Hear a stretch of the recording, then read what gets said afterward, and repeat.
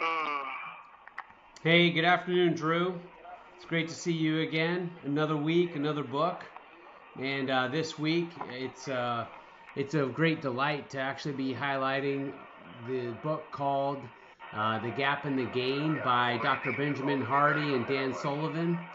You know, this is the second book that we've read from this team, and it's a great read and a great bit of advice for those interested in self improvement. You know, the bottom line to the book is, uh, Dan Sullivan has been teaching inside a strategic coach for 50 years, and he said that one of the most important tools and concepts, that he teaches to date, and he actually learned it in one of his seminars, is the gap in the gain. And in dealing with entrepreneurs who are high achievers and really critical on themselves about what they're accomplishing and where they want to go, he said they have the habit of measuring themselves against ideals or against others, comparing themselves to, that objective on top of the hill. When he said, in actuality, what they need to do is not look forward and measure yourself forward, but to measure yourself backwards. Measure yourself against all the progress that you've made to date, because what that does is that creates positive thinking. It highlights the progress that you've made. It opens your mind to pathways thinking where you're, mentally open-minded and ready to solve problems and confront challenges, versus if you measure yourself forward, you become negative, you lower your confidence, and you're not necessarily postured for the best type of learning and growth that you want. Um, Great tool, great concept, really impacted me and how I look at the world, both personally and then also, in the workplace and what I've done previously in the military. But before I start on any vignettes or stories, what does this tool mean to you, and what did you get out of it? all right, well, I think when the video started, you might have caught me mid yawn, so I kind of want to apologize for that.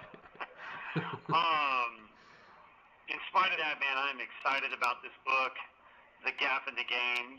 This guy, Ben Hardy, and I'm reading, I think his third book right now is Be Your Future Self Now, and it's blowing me away. When we read the book 10x is easier than 2x, and we did a video on it, I was dying to talk about this gap and gain concept. But because we wanted to wait to read the actual book, Gap and Gain, I had to kind of pump the brakes on talking about it, man. But, man, what a great concept. And just for me as a prisoner, someone who spent the past 24 years in prison, how you measure your life, how you measure your experiences determines your feelings, your mental and emotional state. It determines how I'm engaging and interacting with my relationship, my friendships, my family. How am I looking at my life? We covered some books a while back, and we talked about this one thing. What is your life narrative? Yep. What are you telling yourself about your life determines how you feel about your life. I just read this quote by Robert Kiyosaki just 15 minutes ago before we came here. And he said, intelligence is the ability to make finer distinctions. And so often, like, it could be like in a workout. Like, I'll have a workout. Today I have what we call a team CrossFit workout, working out with your, fellow Special Forces soldier, Owen.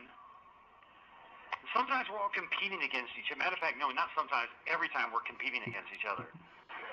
And I might end a workout, and I might have in my mind, man, I sucked today, or my win was really down. And I'm lacking intelligence about my ability to derive the meaning from that workout. Whereas I got better in this area, or I got better in that area. A lot of times we're engaging with life and making these kind of inaccurate, determinate, statements about our life that aren't true. And so when Dr. Ben Hardy and Dan Sullivan, because he gets the idea from Dan Sullivan, right? But then he really elaborates on it. Dan Sullivan has these kind of like, quoted statements throughout the book, but Ben Hardy's the one writing this whole story, right? And he says, don't look at your life and compare where you started to where you dreamed you were, right? Look at where you are, and just like you said in the opening, measure yourself backwards. And when I look at I may not be where I want to be, right? But I'm not where I used to be. And if I could just continue to look at that 1% increase every single day, I'm going to have a different feeling about my days, which is going to lead to a different feeling about my weeks, my months, and my years. I might feel differently about my life. And when I feel positive, when I feel encouraged, when I can see incremental progress in my life, man, I engage with life in a better way, and my unique ability, my best self, is coming forward. So that's a little bit of what I think about the gap in the game. We'll get into some quotes. I have some quotes from the book I want to share with you guys, and then I'll send it back to you. Yeah, thanks, Drew. Yeah, this concept's really big because it not only hit me on what they're talking about from a conceptual, professional, perspective if you're an entrepreneur, but it immediately hit me, personally, and how I parent. And then some ways that it positively and negatively impacted me in the military. And then also some of the practices and techniques that Honeywell taught me as a manager to use with my team actually ties back to this tool. So there's some really cool ways I can, I'll talk about it today. But real quick first, I like, drawing the dry erase board. And here's the quick visual. If you have yourself here in the starting point, of where you began your life journey on whatever project or effort or goal you're working towards, you're climbing that mountain towards an ideal, up on the horizon. You're going to be, as soon as you say you're going to start, you're going to start making some progress in that direction. The key is, he says, don't catch yourself, measuring yourself forward, because it's always going to be highlighting on the gap. Where am I not at? What have I not yet accomplished? What am I behind in? Those types of things. Instead, he says, measure backwards. Measuring backwards, what that does is that creates, positive thinking. It really highlights what progress you've been making, which is really good to acknowledge in and amongst your team, because then you can give people credit, and then that starts fueling the motivation that you have. And then, most importantly, it puts you in a position of open-mindedness, where that is actually going to, help you, think about unique pathways that you might need to take to make your way up the mountain to get towards that ideal. And, that positive energy is pretty powerful. So real quick, when I first learned Honeywell or joined Honeywell, I started observing one of the teams. I used to attend one of their meetings, and they would always start every meeting with, hey, since the last meeting, what went well? And we'd go around the room, and it was during COVID, so we're actually going around the meeting space, on Teams, and folks would highlight, hey, so-and-so did a great job giving this presentation, and just really emphasizing, progress that we've made. It wasn't to the end goal, that ideal. Ideals are good for giving yourself motivation and direction on where to go, but that emphasis on the progress and what we've done since the last meeting just created a positive vibe. And then that really opened people up to give each other, objective and critical feedback, but not be defensive and not be, in that negative mindset. And so I've continued that for the last 2 to 3 years on my team, and I really think it makes a difference. And we have a pretty strong, we're a tight-knit group because of it, and we're really, positive focus towards making progress. So, hey, real quick, back to you. There's my Honeywell professional experience, and I got more. Man, well, once again, I feel handicapped in my situation because I don't have a whiteboard to write on or, make any interesting diagrams or drawings, but the day is coming. I had a real gap and gain experience this past week. My boss takes Monday mornings off, and so at 8 o'clock in the morning, it's been pretty cold up here in the Northwest, too.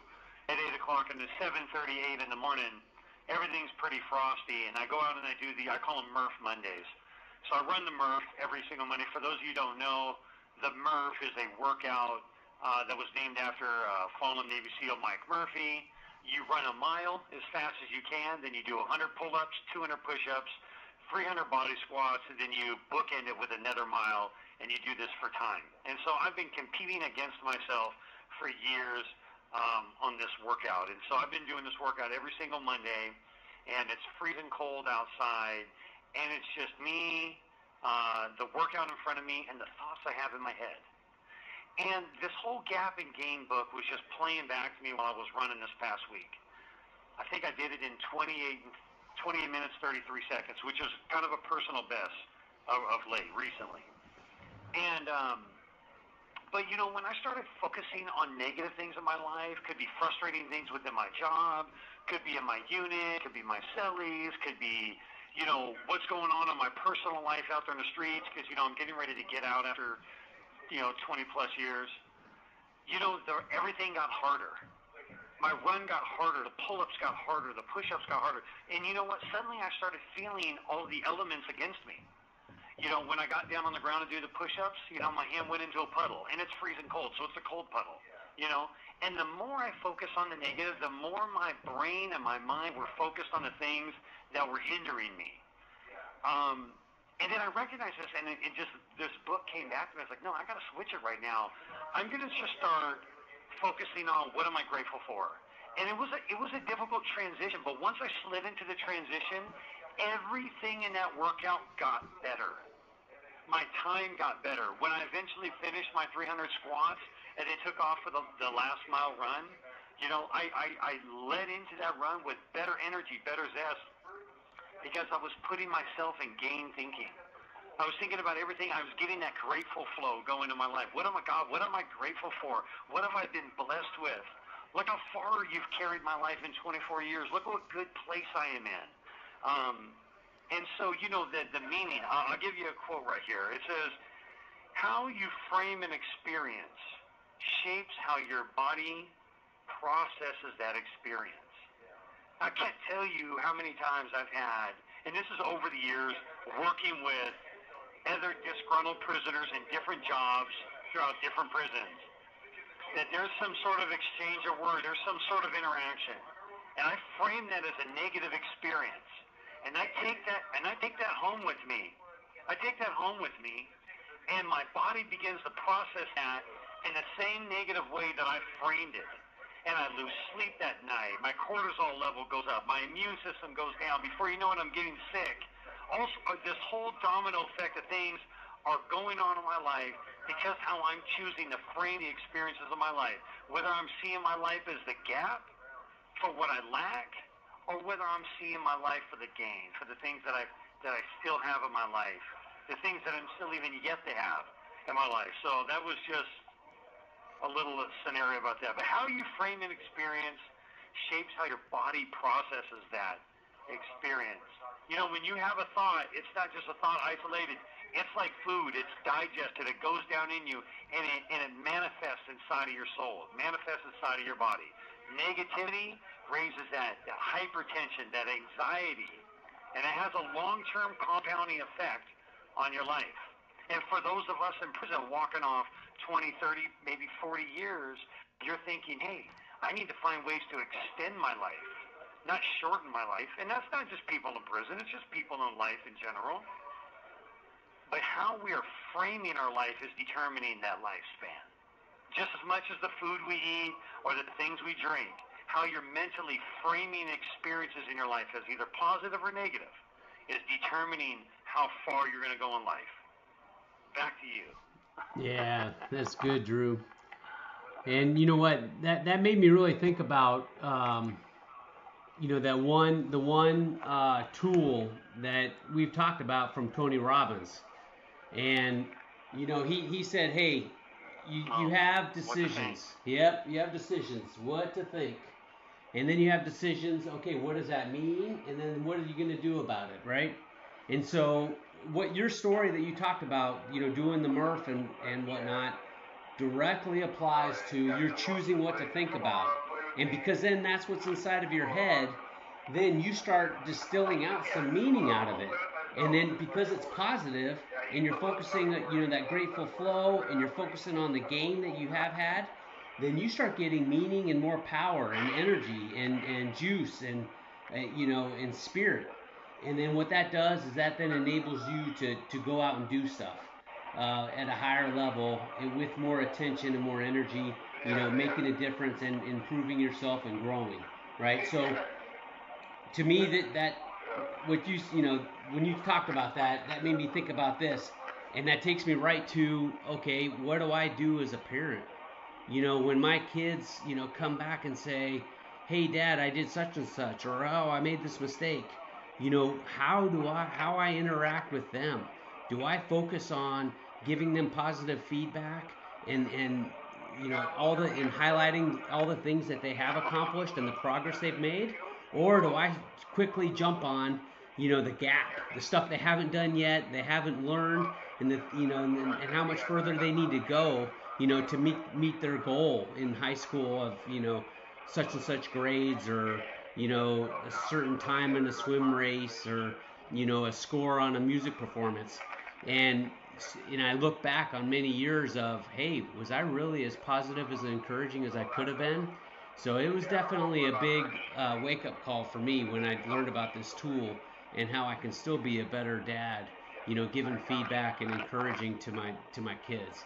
And so this is a tool that I think folks need to be open-minded towards and use, in all aspects of their life, wherever it can apply. Parenting, relationships, work, and play. I mean, it can help you even build friendships. So back to you, Drew. Do you have any more key insights? No, that's good. I like how you worked in Tony Robbins, because that was something we focused on years ago. Three things: what to think, what do those things mean, and then what do I do about it? And that's just such a good processing filter just for all your life interactions. It could be me calling somebody on the phone and they don't answer. Maybe I call 5 times in a row and they don't answer. And I have to decide, what does that mean? Does that mean they're ignoring me? Or they don't love me, they don't care about me? Then what am I going to do? And I could tell you in the past, even as a middle-aged man, having very immature thoughts, coming up with immature meanings as those thoughts, and then, I'm not calling anymore. And then, what seems so foolish, and then you get hold of that person and they go, oh, my phone was off, or, I was over here, or my phone broke, something. Then you feel so foolish, this conclusion you came to, because you didn't choose the right things to think in that moment.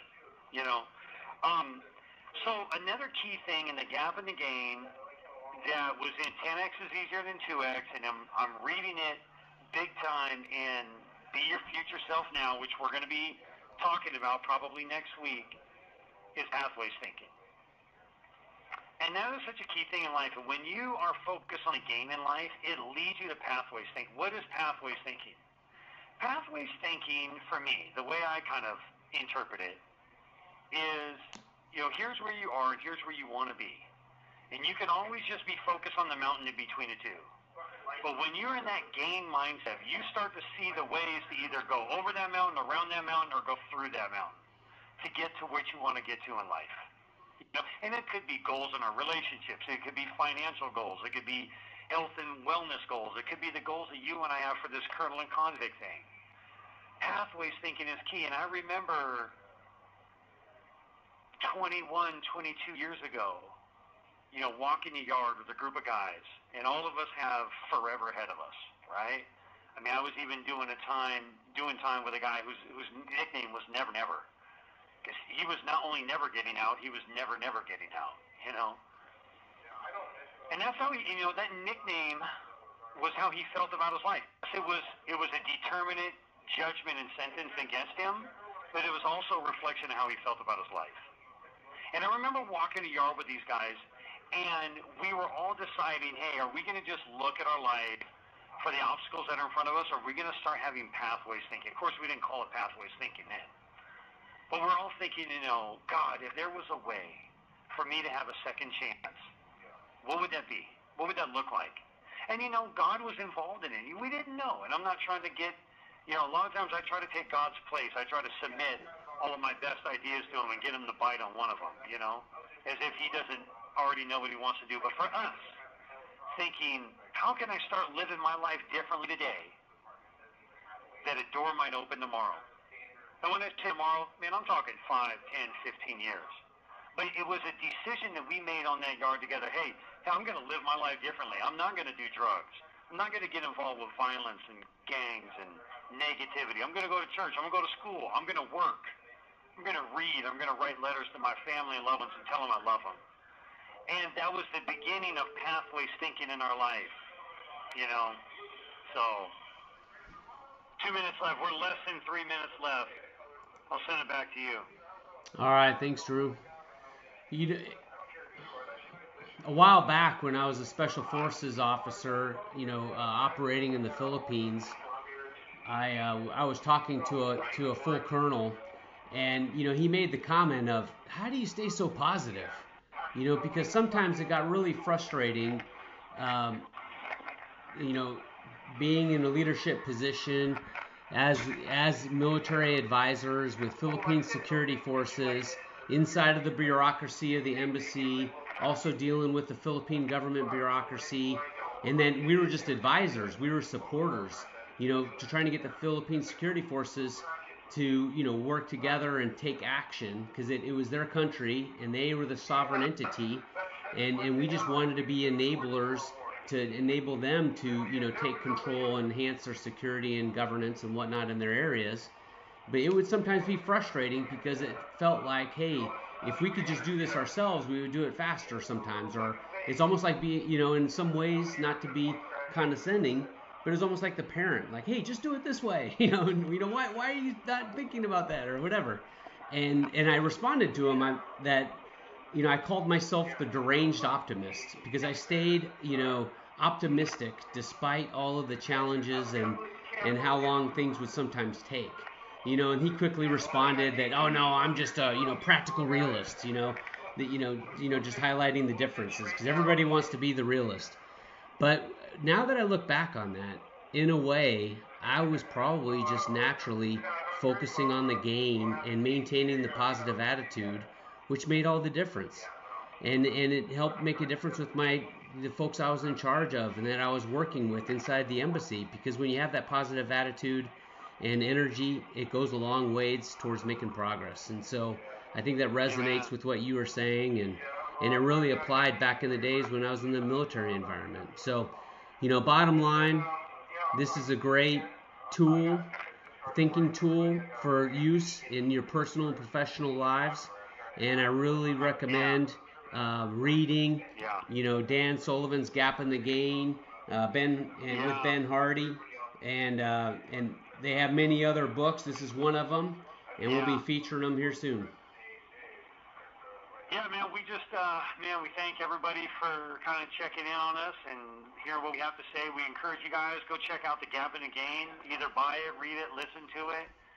And how can people find us? We want to encourage feedback. We want to know whether you're in the gap of the game in your life. How do they find us?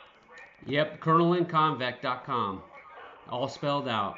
And it's great to see you, Drew. Always good to talk. All right. Look forward to hearing from everybody. Love you, bud. Love you too.